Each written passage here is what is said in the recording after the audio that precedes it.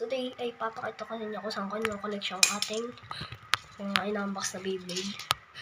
Papatok sa inyo. So, dito yung collection. Buksan muna natin ng ilaw. Nice. Yan. Diyan ko kino-collection ang aking mga Beyblades. So, dito ang aking mga Flame brands.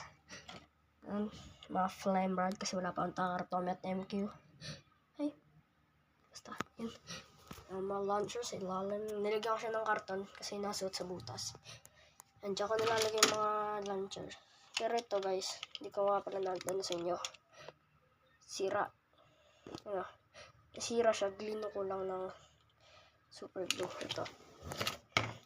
Diyan nga pala yung aking stadium. Kasi hindi ko siya sa ilalim doon. Tingin ko pag dumang Beyblade ko sa ilalim ko na ilalagay yung mga iba. Basta. Kasi guys, kakaunti pa lang yan oh. Itong dalawang to, wala pang dicks. Tingin ko mag-order ako sa Shopee. Ito yung mga record ko. Dalawa. Left spin tong isa. Ito. Tapos itong isa right spin.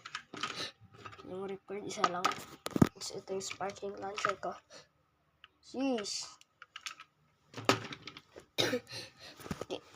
Guys, nga pala guys. Hindi yan. So yan. Sana nagustuhan yung video. Yan. Bye.